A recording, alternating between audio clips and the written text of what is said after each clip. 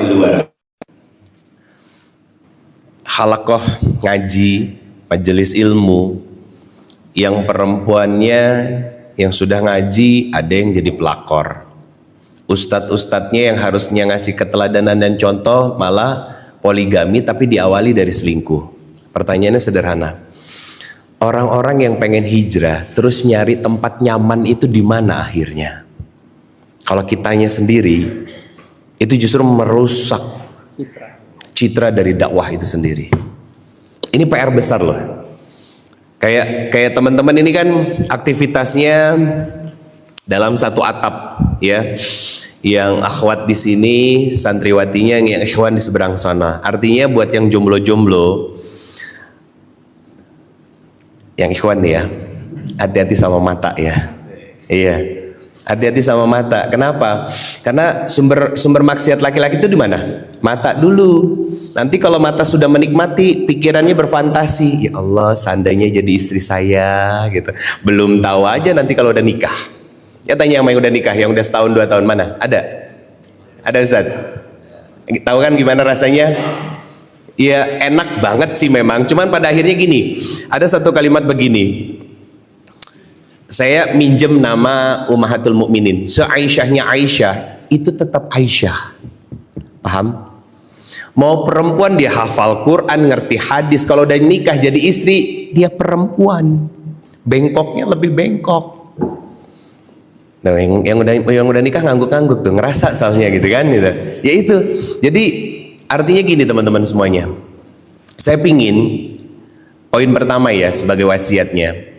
Kita tuh sebagai seorang penggerak dakwah. Ini kan kita dakwah semuanya. Ya teman-teman, dengan halaqah-halaqah ilmu, para santriwan-santriwati, para anak-anak didik kita, yang para musyrifahnya, kalau Allah ridhoi dan ini rizki bagi putri kami, semoga di tahun depan bisa menjadi bagian dari keluarga besar IBS.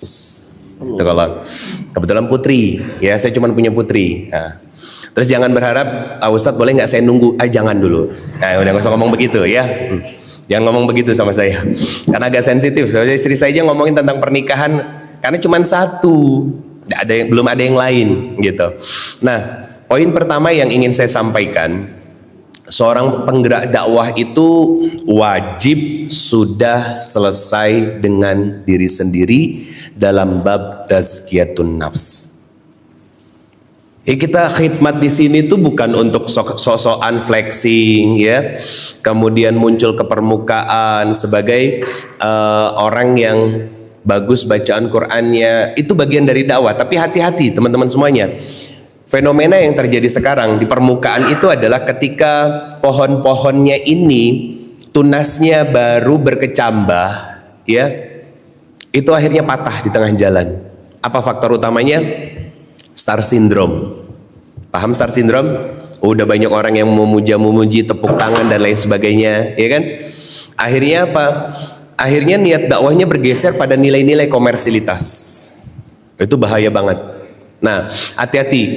Saya berharap teman-teman di sini tuh punya niat yang lurus. Untuk apa? Sebagai salah satu ikhtiar kita menjaga Al-Quran. Salah satu ikhtiar kita menjaga Al-Quran. Saya yakin mungkin teman-teman ada visi besar, entah dalam 5-10 tahun ke depan gitu kan, apa dan seperti apa dan bagaimana, itu silahkan. Tapi sekarang yang sedang dilakukan dan dijalanin sama teman-teman, itu dinikmati, disyukuri, dijaga. Karena apa? Saya iri loh sama kalian. Ini satu kalimat ya, saya iri sama kalian. Kenapa? Kalian dari keluarga yang baik-baik, dididik dengan cara yang baik, dimasukkan ke tempat yang baik, dan sekarang khidmat di tempat baik. Ada yang kurang nggak? Nggak ada. Yang kurang apa? Kadang syukur. Betul nggak? Ya Allah, kok capek ya ketemu murid yang agak gemesin gitu ya, gitu kan? Yang kamu mungkin dari latar belakang keluarga yang berbeda, ya kan? Wa ja'alnakum syu'uban wa qabail. Itu kaidah pertama ketika teman-teman menjadi seorang musyrif dan musyrifah. Wa ja'alnakum syu'uban wa qabail. Kata Allah, kalian akan ngasuh anak-anak yang beda latar belakang, beda pengasuhan, beda pendidikan, beda latar belakang keluarganya, beda kebudayaan dan kebiasaan. Kata Allah, lita'arafu, kenali mereka bukan hanya secara fisik. Kalau kita nggak bisa mengenali mereka, susah teman-teman melihat potensi-potensi mereka. Nah itu kan harus selesai dulu sama diri kita sendiri. Akhirnya apa?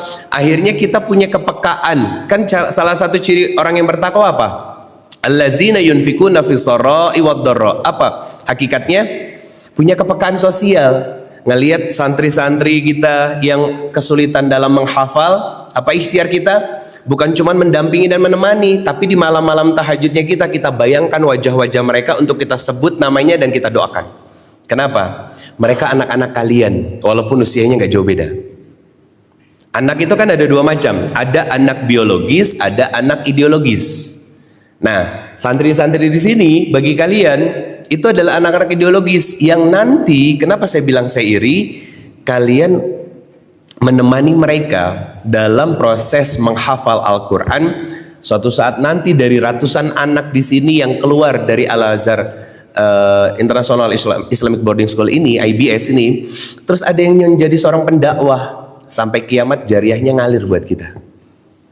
Ada yang mendidik anaknya dengan Al-Quran yang mereka pelajari di sini, jariah dan pahalanya sampai kiamat ngalir buat kita. Makanya saya bilang, kalian dari keluarga baik, ditempatkan di tempat yang baik, sekolah di tempat yang baik, dan sekarang berkhidmat di tempat yang baik. Tidak ada yang kurang. Yang kurang itu kadang syukur kita. Itu teman-teman besarkan syukurnya. Kenapa? Karena kalian dipilih sama Allah di antara ratusan bahkan ribuan orang yang ingin masuk menjadi keluarga besar dari IBS ini. Maka harus selesai sama diri kita sendiri, nggak lagi ego, ya. Buat yang sudah nikah, ya, Ustadz dan Ustazah yang sudah nikah, jangan sampai beban di tempat kerja di sini dibawa ke rumah, dan jangan sampai beban masalah di rumah dibawa ke sini.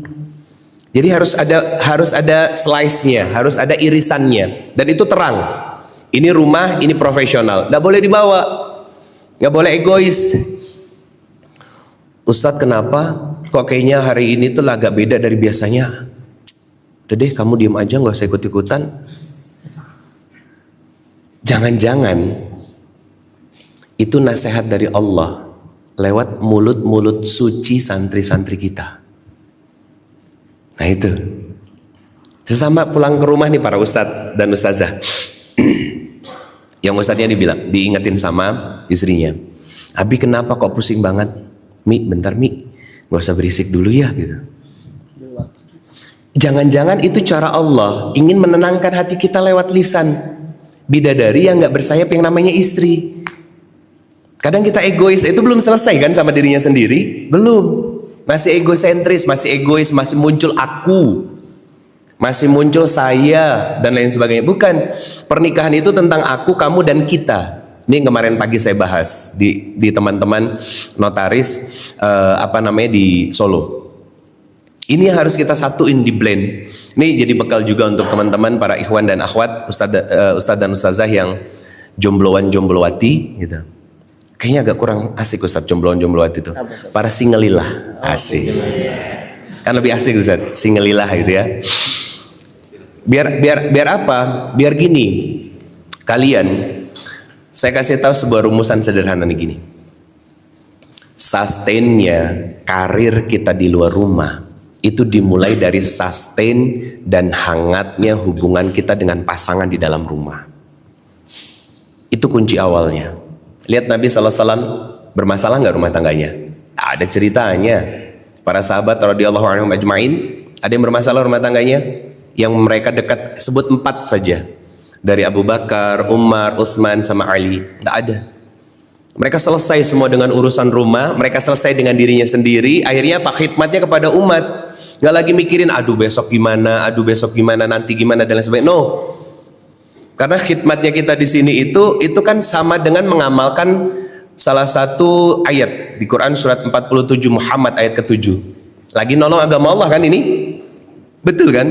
Lagi mendidik para calon ansarullah nantinya, para pejuang-pejuang Allah Subhanahu wa taala. Pertanyaannya, mungkin nggak kita nggak ditolong sama Allah? Nggak mungkin. Kita pasti akan selalu ditolong sama Allah dan dimudahkan dalam semua aspek kehidupannya, termasuk jodoh. Ada yang berjodoh sesama musyrif dan musyrifah di sini? Ada Ustaz. Ada. Nah, kurang enak apa coba? Kalian kerja di sini, ya kan? Kemudian dapat bisyarah setiap bulan, disediain jodohnya sama Allah, coba Ustaz. Masya Allah. Iya kan? Jodohnya sama-sama penghafal Al-Quran. Pertanyaan saya, apa yang kurang? Nggak ada. Nggak ada. Makanya gini, teman-teman semuanya, ini pembekalan dasar dulu sebentar. Buat yang singgalilah nih ya, ada 3 yang harus kalian siapin sebelum nikah. Apa aja? Pertama, ilmu tentang bagaimana menjadi suami dan istri. Ilmu tentang bagaimana menjadi seorang suami dan istri. Jadi suami itu bukan cuma setiap bulan ngasih nafkah, bukan. Yang paling susah dilakukan oleh seorang suami adalah menyediakan telinga ketika pulang ke rumah buat menjadi pendengar yang baik bagi istrinya. Betul Ustaz? Betul. Susah itu. Ustazah, ada yang sudah nikah? Ya, itu susah kan bagi seorang laki-laki? Ya, susah. Itu dulu, nggak usah jauh-jauh, nggak usah ngomongin tentang yang besar-besar. Itu penting, tapi ada yang jauh lebih penting. Ketika ngelihat istri nyuci piring, gelas sama piring beradu kencang, ya, kemudian sutil sama wajan tiba-tiba sudah berdenting keras, jangan ditanya, Umi kenapa sih? Jangan. Datengin istri itu, cukup bilang, Umi lagi capek ya, nggak usah ngerjain apa-apa. Sekarang ganti baju, Umi mau jajan apa? Abi yang jajanin. Oh keren. Itu ngamalin apa coba? Surat Maryam. Coba lihat puncak dari lelahnya seorang Maryam. Apa yang Allah perintahkan? Makanlah makanan yang tersedia. Artinya apa? Perempuan itu secara fitrah kalau lagi lelah, lagi capek, lagi stres dengan semua aktivitas di dalam rumahnya, si suaminya punya kepekaan. Maaf ya, bukan pekok, peka, pakai A bukan O ya, A, peka. Allazina yunfikuna fis sarai wad dharra, punya kepekaan sosial, ajak jalan, jangan pura-pura tidur gitu kan. Terus yang akhwat juga ya, kalau suami udah pulang ke rumah, jangan pura-pura pakai balsem, biar nggak dicolek kan, karena lagi capek katanya, pakai balsem badannya semuanya gitu. Jangan, itu kan sesuatu yang sifatnya hak dan kewajiban. Itu ilmu. Yang kedua, saya nggak banyak-banyak ya, karena fokusnya bukan pada itu. Mungkin nanti ada pembekalan kali ya untuk ke situ gitu. Yang kedua, mental. Mental. Kenapa mental itu penting? Salah satu dasar pondasi yang selalu saya pakai Quran surat 49 Al-Hujurat ayat 13 tadi. Wa ja'alnakum syu'uba wa qaba'il. Bersuku-suku dan berbangsa-bangsa. Kita punya latar belakang yang berbeda. Antum Ustaz, istri kan dari Sunda kan? Sunda kan? Antum asli? Bekasi. Bekasi itu. Darah Betawi? Aceh. Darahnya Aceh. Darah Sumatera ketemu orang Jawa. Beda banget itu. Penyesuaiannya Masya Allah. Saya orang Minang. Papa saya, mama saya orang Jawa Timur. Nah, teteh istri saya orang Sunda. Itu Masya Allah. Disitulah lita'arafunya, seni mengenal. Saya alhamdulillah ala kulli hal sudah 15 tahun berumah tangga. 15 tahun berumah tangga tetap aja masih ngelihat kami satu sama lain keunikan masing-masing. Tetap saling melihat satu sama lain. Tetap kadang, hai Allah. Itu hai Allah. Itu ngelihat sesuatu yang unik tuh masih gitu. Atau kadang teteh gitu kan, hai Allah saya ridho sebagai istrinya gitu. Kenapa? Jangan dikira enak jadi istri ustadz. Beneran. Waktu bulan lalu diundang sama Dokter Emi ke Wonosobo. Starnya dari Purwokerto. Saya buka Instagram Ustazah, ya. Maaf, buka TikTok. Tetes duduk samping saya. Ya memang saya nggak ada rahasia-rahasiaan. Ada yang DM di TikTok saya. Apa katanya? Ustadz, apakah Ustadz berniat untuk poligami? Wah. Coba. Kita cuma senyum-senyum aja. Yang hapus ya? Iya, yaudah dihapus selesai. Dihapus selesai. Ngeri kan? Jangan salah. Datangin 98% kajian taklim saya dimanapun itu pasti ada teteh. Ya, tapi tetap ada jamaah yang berani gitu. Ustadz, dikira teh belum nikah, ternyata udah nikah lama. Tadinya kalau belum nikah mau saya jodohin sama keponakan saya di depan istri saya. Coba. Jangan dikira enak. Makanya butuh mental yang kuat. Sama ustazah, nanti kalau sudah jadi istri harus punya mental yang kuat. Kenapa? Kita punya seorang suami yang ngasuh santri dengan semua latar belakang yang berbeda. Ya alhamdulillah si santri gitu kan. Tapi kan tetap aja ada santriwati yang kelihatan gitu. Iya enggak? Iya enggak? Iya, tetap ada santriwati yang kelihatan gitu. Walaupun nggak sengaja ngelihat, tapi ada yang kelihatan. Saya nggak ngomongin tentang kalimat aktif. Ini pasif. Nggak sengaja kelihatan, tetap ada. Artinya gini, kita menyiapkan mental kita bahwa kita akan serumah sepanjang umur dengan laki-laki, dengan perempuan yang bukan saudara satu ikatan darah.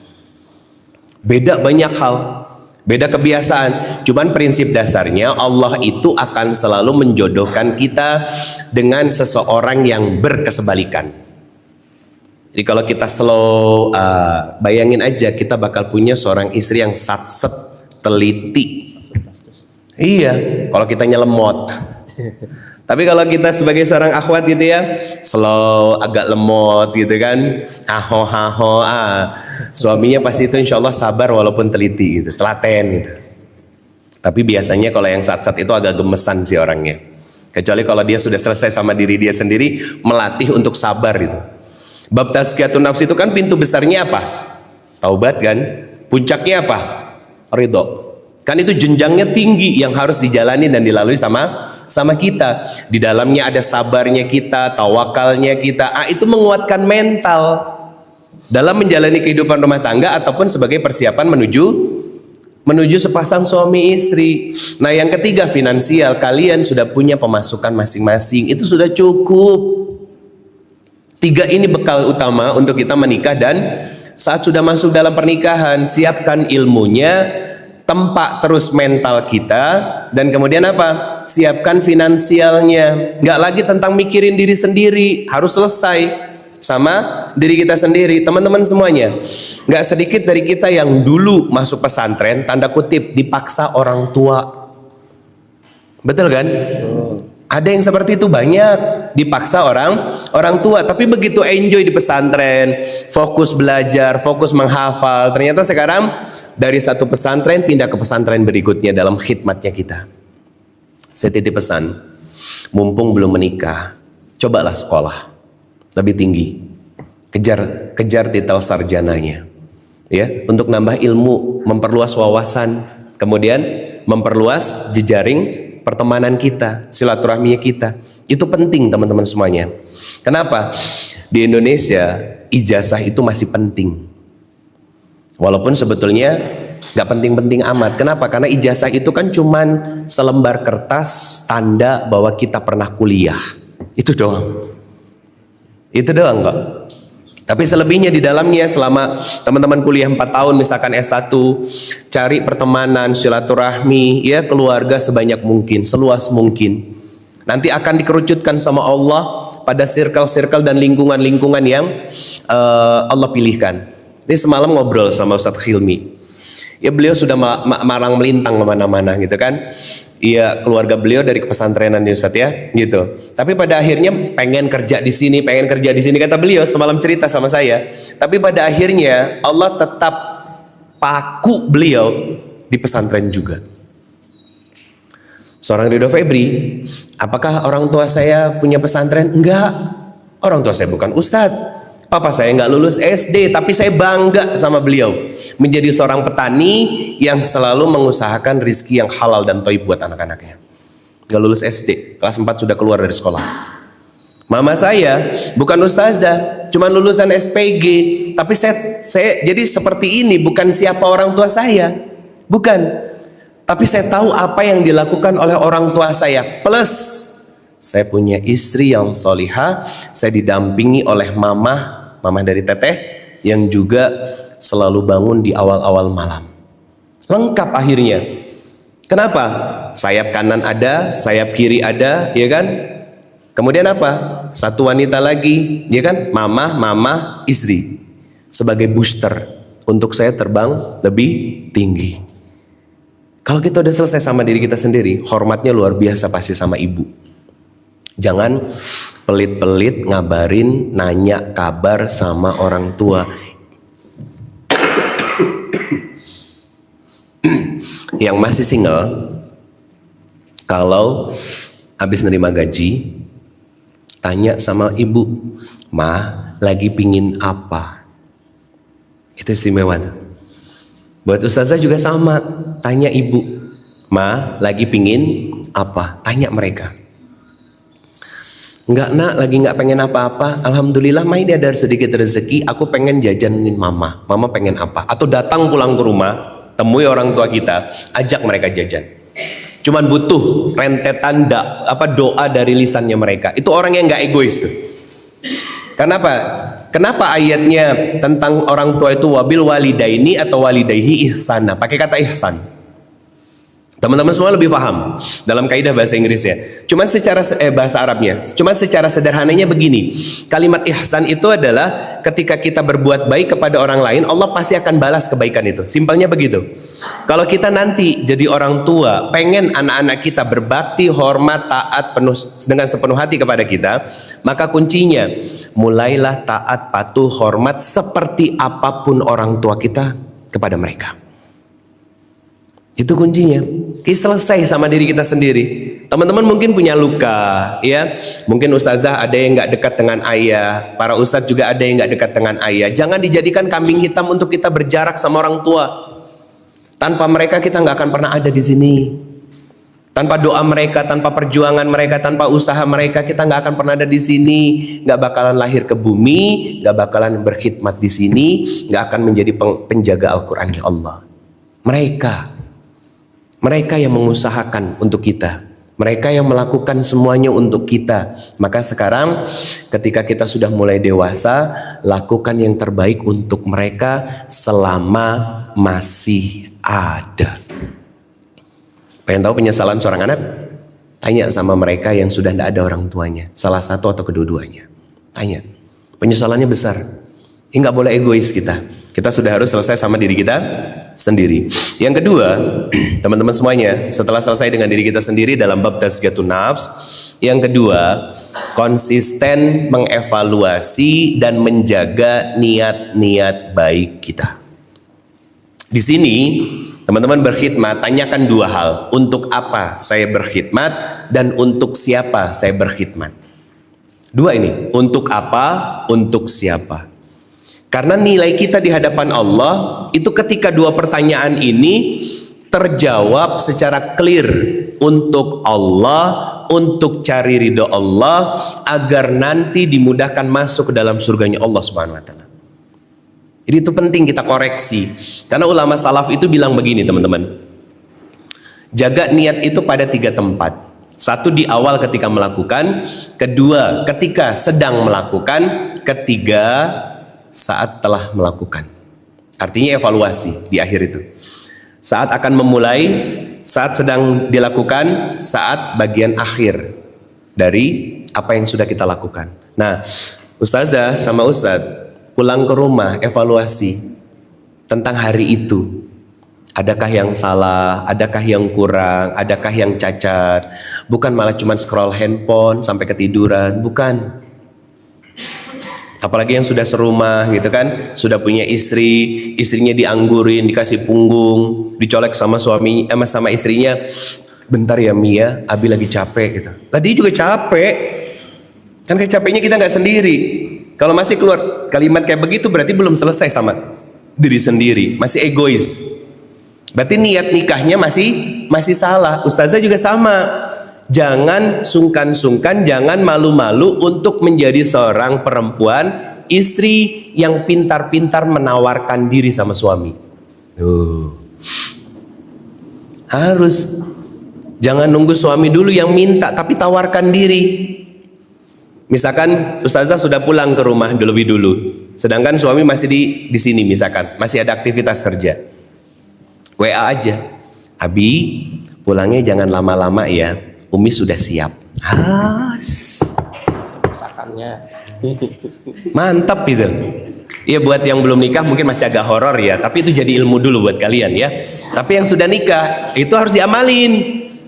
Kan kalian dapat ilmu, nanti ditanya sama Allah, ilmunya dapat dari mana? Dari Ustadz Ridho gitu kan? Diamalin nggak? Hal yang paling banyak menjadi masalah itu salah satunya hal seperti itu. Centilnya seorang istri di depan suami. Aduh Ustadz, malu, nanti dianggap seperti kayak perempuan atau istri yang kegatelan dan lain sebagainya lah. Kalau istri kegatelan sama suami wajar, digaruk sama suami. Daripada suaminya gatal sama perempuan lain, itu yang bahaya.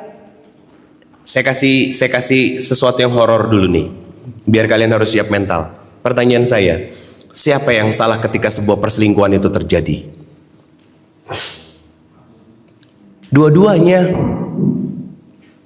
Si istri harus evaluasi diri, si suami harus evaluasi diri. Dua-duanya. Tanya, ini bagaimana pelayanannya sebagai seorang istri kepada suami? Si suaminya sudah mensyukuri belum semua pemberian dari istri? Dua-duanya, karena rumah tangga itu kita. Rumah tangga itu kita. Apa maksudnya? Gini, makanya salah satu pertanyaan ini buat ustadz dan ustazah yang sudah nikah, mungkin baru beberapa bulan, ya, mungkin sudah ada yang beberapa tahun, ada yang sudah punya anak. Tanya, kalian saling nanya.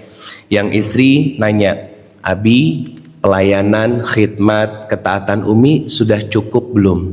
Atau perlu ditingkatkan untuk Abi? Oh itu Masya Allah. Suami juga nanya, Umi, Abi sudah jadi teladan yang baik belum di dalam rumah buat Umi? Itu ngobrol tuh namanya.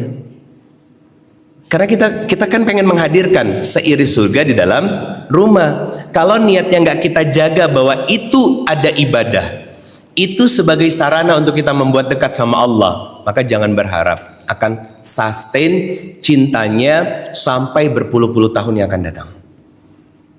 Yang akhirnya apa yang terjadi? Hanya sebatas status pernikahan.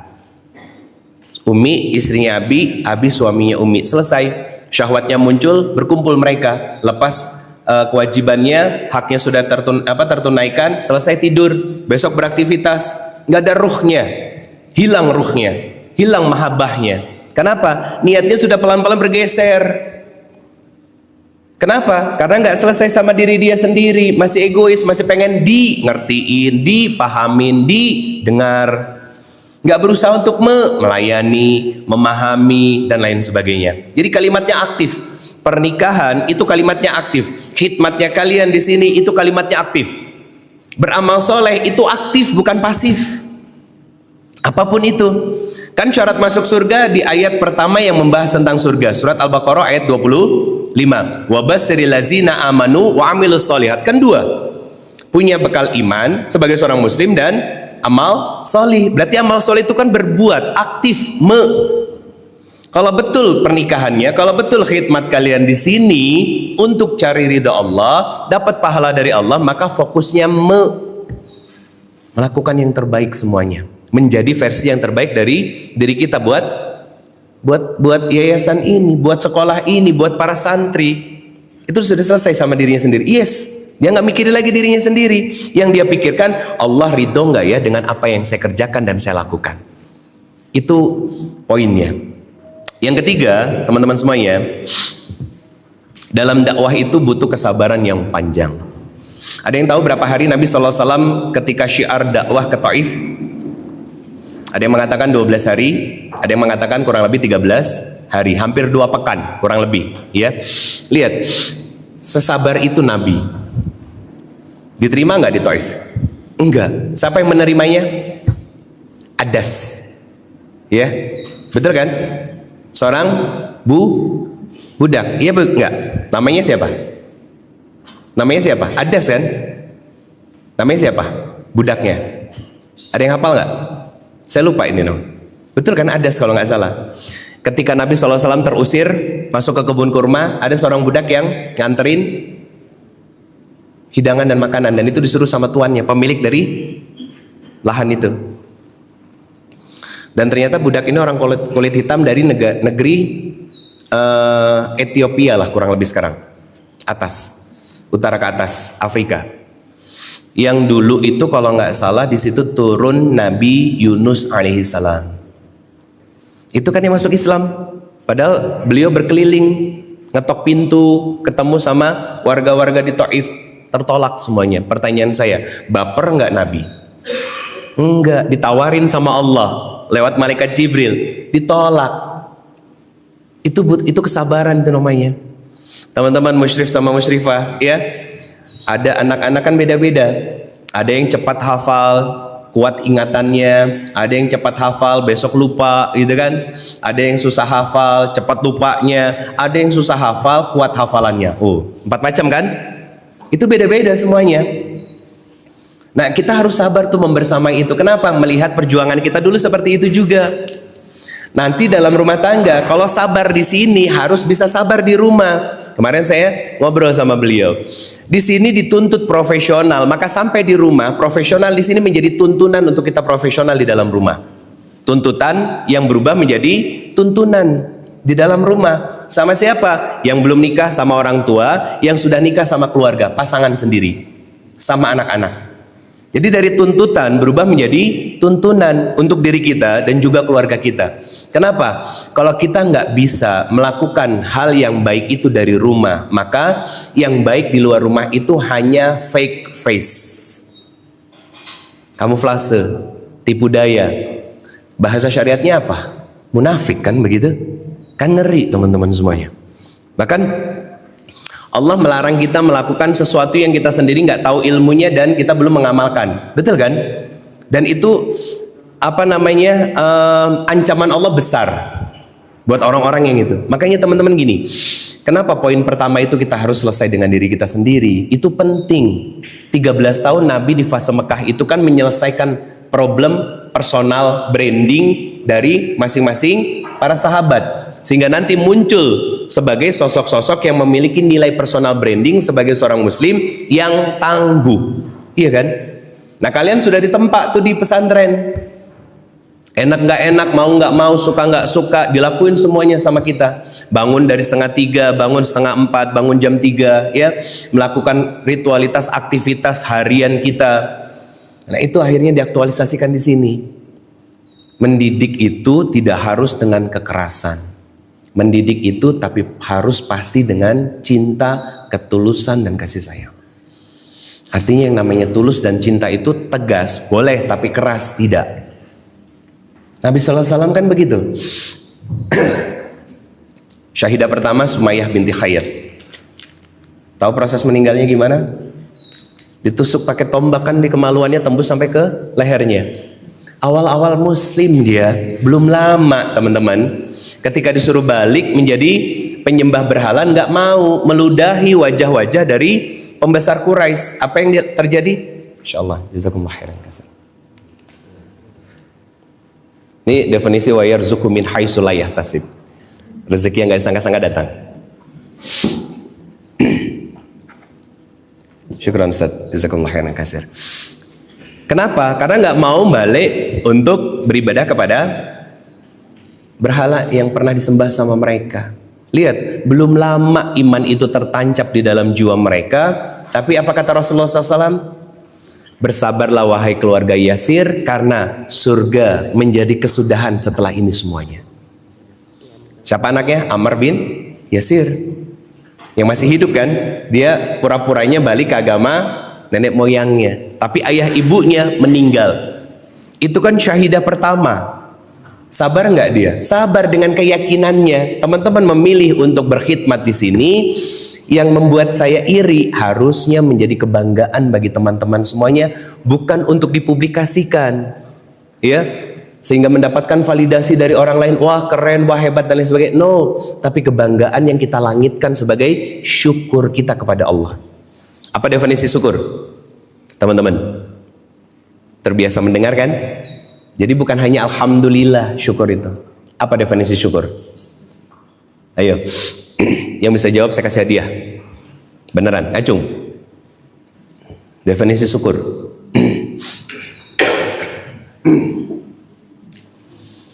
Ini tawadu semua di sini Ustaz. Ayo, yang tahu definisi syukur, ngacung. Nggak akan saya salahin kok. Tenang. Ahlan, Ustaz. Ya, Silakan. Ridho. Oke. Ada yang lain? Memanfaatkan Dengan amal soleh. Ada lagi yang Ustazah? Nggak ada, cukup 2 ya. Yang paling tepat antum Ustaz. Jadi syukur itu mengkonversi semua kebaikan yang Allah berikan menjadi amal soleh. Itu syukur tuh, konkret.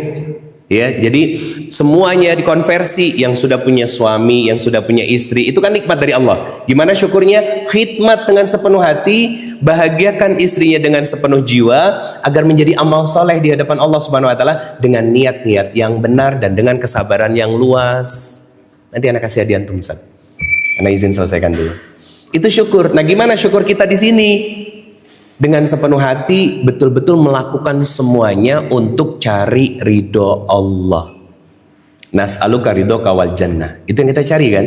Bukan popularitas, bukan nyari muka, bukan nyari nama, bukan. Orang yang nyari muka, nyari nama itu nggak punya muka, nggak punya nama, makanya masih dicari-cari sama dia. Nggak usah, nggak perlu flexing, nggak perlu kita cari validasi dari siapapun. Cukup Allah sudah menempatkan kita di sini dengan suasana dan situasi yang kondusif. Ini kan bukan satu kebetulan teman-teman semuanya. Artinya karena Allah percaya sama kita, kita mampu. Allah pengen kita tetap terjaga hafalannya. Dan bahkan teman-teman bukan hanya diberikan kehidupan sama Allah Subhanahu Wa Taala di sini, tapi juga Allah sediakan jodoh-jodohnya. Gak usah cari yang jauh-jauh. Syukuri yang di depan mata gitu. Istikharahkan, ya Allah, kalaulah jodohku dekat, maka tolong lebih dekatkan. Gitu. Kalau memang sudah dekat, maka tolong dekatkan. Kalau dia sudah dekat dan hidup bersamaku, maka tolong ikat hati kami dalam keriduanmu. Oh, itu keren. Biar apa? Biar nggak ngerasa bosen sama pasangan sendiri. Diikat terus gitu. Nah ini kan butuh apa ya? Butuh niat yang benar dan butuh kesabaran dalam meminta kan. Jadi doa itu kan bukan ngasih tahu Allah, iya kan? Dan sama, bentuk syukur itu jauh lebih susah daripada sabar. Kenapa? Syukur itu long term, sedangkan sabar itu short term. Sabar itu tidak ada pilihan yang lain. Mau nggak mau diuji sama Allah diterima, diuji jomblo terima, sabar kan? Ketika teman-teman yang lain ada informasi di WA ternyata udah nikah, Masya Allah, ya Allah, gitu kan? Sabar, nggak ada pilihan yang lain. Tapi syukur itu selalu ada pilihan antara kufur nikmat atau mensyukuri nikmat itu. Itu pilihan, makanya nggak gampang. Makanya ayat-ayatnya tentang kenapa kita susah buat sabar, ternyata Allah sudah ngasih acuannya. Ada yang bisa bacakan surat Al-Baqarah ayat 152, 153? Fazkurni azkurkum waskurli wala takfurun. Kan ayat itu ngomongin syukur. Ingat semua nikmatku, syukuri. Lihat ayat selanjutnya. Ya ayyuhallazina amanu sta'inu bisabri wassalah. Iya kan? Kenapa? Aku berikan nikmat untukmu yang banyak, hidup yang luas, lingkungan yang kondusif untuk menjaga kebaikan-kebaikan dalam dirimu. Ingat ya, nanti ada ujian yang hadir dalam kehidupanmu. Maka dengan kesyukuranmu itu latih sabar dalam ujian yang aku berikan. Jadi kalau ditanya kenapa kita susah sabar, pelit syukur. Syukur itu lahir dari baik sangka kita kepada Allah. Kenapa kita bisa baik sangka sama Allah Subhanahu Wa Taala? Karena dekat dengan Allah. Dekat dengan Allah. Kenapa kita bisa dekat dengan Allah? Karena kita mengenal Allah. Robnya kita yang ngasih hidup, ngasih nafas kita, ngasih kehidupan, penghidupan, ada pasangan, ada pekerjaan, lingkungan yang kondusif, orang tua yang masih ada dan lain sebagainya. Itu disyukuri teman-teman. Maka nanti mudah bagi kita bersabar menghadapi semua dinamika dalam dakwah yang sedang kita geluti ini. Yang keempat, dakwah itu harus berlandaskan ukhuwah, persaudaraan. Teman-teman, Ustadz, semuanya, dan Ustazah, saya minta tolong kalian bisa buka bank hafalan kalian. Tolong tunjukin sama saya satu saja ayat yang Allah perintahkan kepada kita untuk mencari-cari kekurangan orang lain dan kemudian membukanya di publik? Ada nggak? Tak ada. Maka kita ini jadi saudara dengan izin Allah, iya kan? Allah berfirman, innamal mu'minuna ikhwah. Kita bersaudara karena iman, bukan karena sedarah, bukan, tapi karena iman. Karena kita punya Allah yang sama, yang kita sembah. Kita punya kitab yang jadi acuan dan petunjuk hidup kita yang sama, yang menjadi hudan, menjadi furqan, menjadi syifa buat kita. Dan kita punya teladan seorang Nabi SAW yang sama. Betul kan? Nah, kalau kita punya banyak kesamaan, kenapa nyari-nyari perbedaan? Betul? Lihat dari setelah ayat 10, 11, 12, itu ada 5 hal yang harus kita jaga saat kita berukhuwah.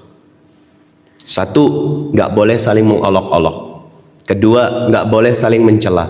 3, nggak boleh saling mencari-cari kekurangan. 4, nggak boleh saling berprasangka. 5, nggak boleh saling menggunjing. Gunjing itu terbagi 2. Kalau benar jadinya ghibah, tapi kalau salah jadinya fitnah. Itu hak saudara kita atas diri kita tuh, yang harus kita jaga, teman-teman semuanya.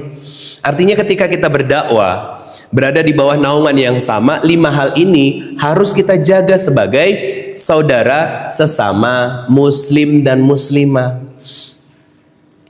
Kalau ternyata ada perbedaan, kita nggak match dengan yang ini, tapi kita kliknya sama teman yang ini, ahlan, nggak masalah. Tapi jangan sampai, aku nggak suka sama dia, dia mah begini-begitu. No, nggak ada perintahnya dari Allah untuk kita membicarakan keburukan orang lain. Tapi Allah ingin kita tuh menjaga, tetap bersaudara, tetap berteman dengan siapapun.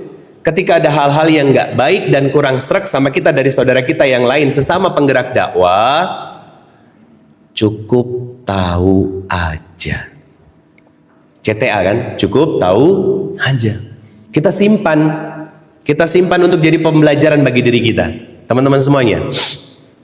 Kenapa saya iri? Kalian di sini, ya, tempat diri kalian jadi orang-orang yang betul-betul berkualitas secara akhlak, secara sikap, secara perilaku. Nanti ucapannya pasti benar dan baik ketika hal-hal ini kita tempat menuju kebaikannya Allah Subhanahu wa taala.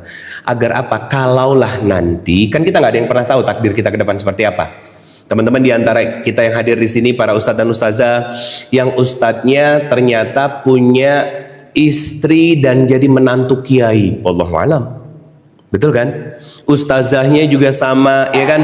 Menikah dipinang sama anak seorang, yarhamkumullah, anak seorang pemilik pondok pesantren. Berarti kan kita harus sudah mempersiapkan diri. Nah, disinilah kalian dipersiapkan diri.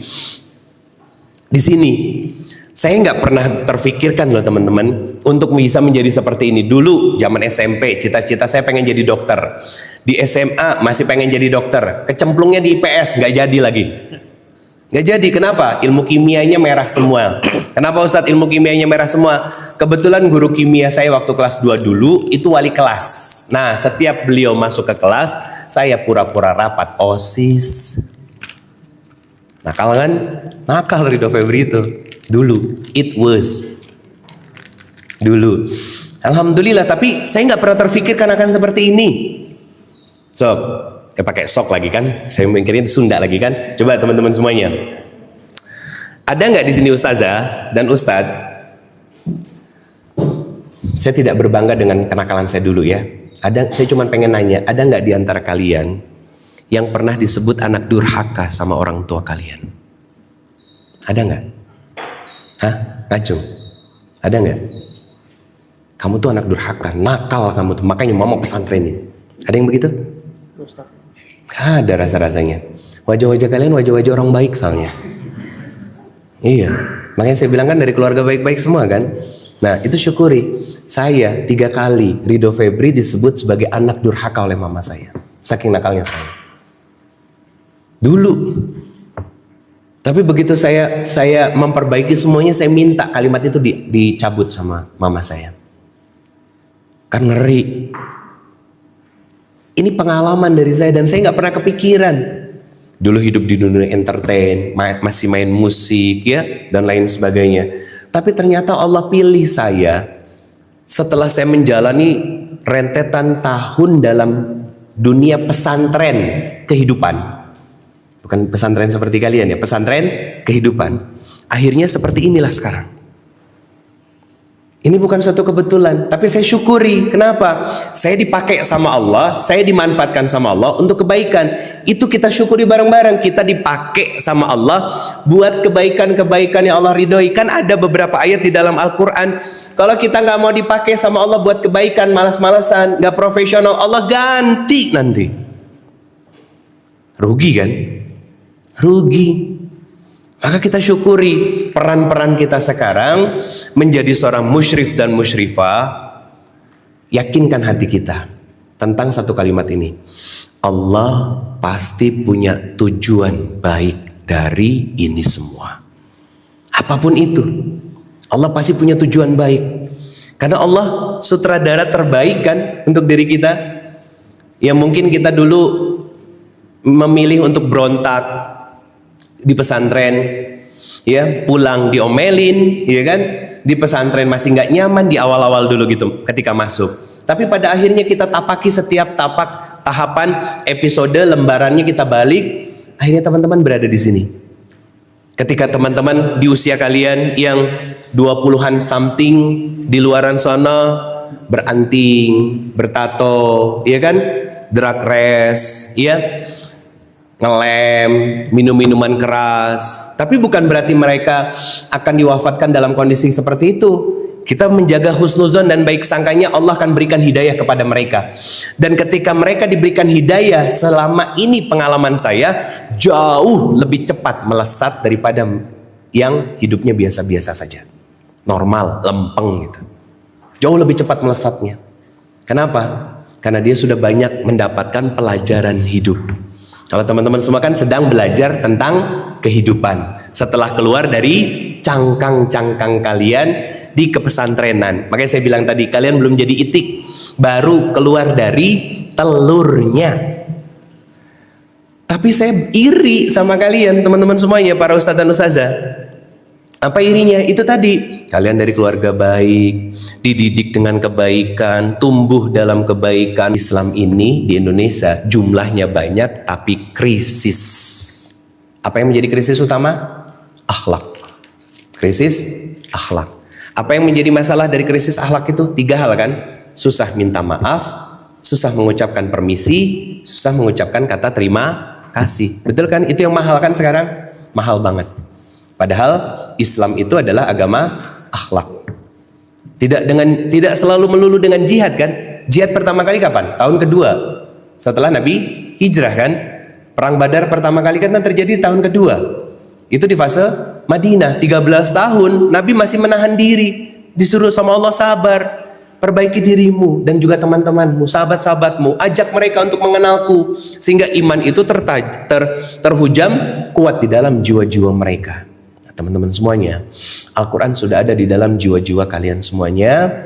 Tinggal merealisasikan dan mengaktualisasikan dari 6.236 ayat, 114 surat dan 30 juz dalam kehidupan sehari-hari kita saat membersamai anak-anak didik kita di sini. Saya titip pesan, nyari jodoh jangan jauh-jauh. Nah, proses ta'aruf itu ya harus pakai mediator. Tidak boleh nggak? Harus pakai mediator, ngobrol dalam satu grup yang sama, nggak boleh bypass-bypassan. Itu udah pasti akan ada kemaksiatan. Kenapa? Kenapa banyak akhirnya yang sekarang pernikahan 5 tahun, 10 tahun jadi hambar? Karena cintanya sudah banyak yang ditumpahin dalam masa pacaran. Tahu nggak kalian tuh pacaran itu apa? Dalam sejarah Melayu Islam, itu pacaran itu gini, ini laki-laki perempuan sudah mau nikah, dipisahin sama orang tuanya yang berkomunikasi, orang tuanya yang ta'aruf. Yang perempuan diajarkan bagaimana menjadi seorang istri, ya, pendidikan tentang bagaimana menjadi seorang ibu, melayani suami, membersihkan rumah dan lain sebagainya, maksimal 4 sampai 6 bulan. Tapi rata-rata di 40 sampai 3 bulan itu sudah proses menikah. Yang laki-lakinya diajarkan tentang bagaimana menjadi seorang suami, tanggung jawab, qawwamah di dalam rumah. Nah, perempuannya dipakein daun pacar, makanya namanya pacaran. Yang di luar kan mispersepsi. Yang di luar kan pacaran kemana-mana berdua, pakai beca, dianggap yang ngedorongnya nggak ada gitu kan, ketawa hai. Coba dilihat, sudah nikah masih sehangat itu, pret, seriusan. Kenapa? Gini teman-teman.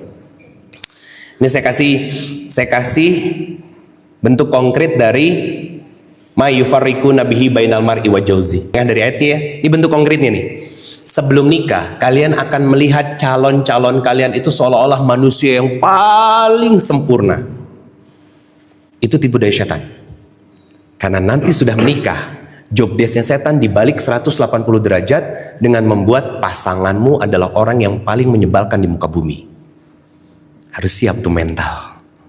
Karena apa? Yang dilihat kekurangan terus. Leletnya, teledornya, pelupanya gitu kan. Emosiannya, keras kepalanya, egoisnya, dan lain sebagainya. Itu kelihatan nanti keluar semuanya. Kenapa? 24 jam bareng. Makanya mental tuh harus disiapkan karena nanti akan ditempa. Artinya gini, besi mentah disiapkannya gimana? Masukkan ke dalam api, itu penempaan. Untuk dibuat bisa jadi apa? Jadi kunai, jadi katana, jadi pisau, jadi pedang, dan lain sebagainya. Itu nanti terjadi saat kalian masuk dalam dunia pernikahan. Semoga bermanfaat teman-teman semuanya dan menjadi kebaikan buat nasihat diri saya ini, dan semoga jadi amal soleh untuk kita semuanya. Ahlan, silakan kalau ada yang mau bertanya. Hadanallahu wa ikum ajma'in. Wallahu a'lam bishawab. Assalamualaikum warahmatullahi wabarakatuh.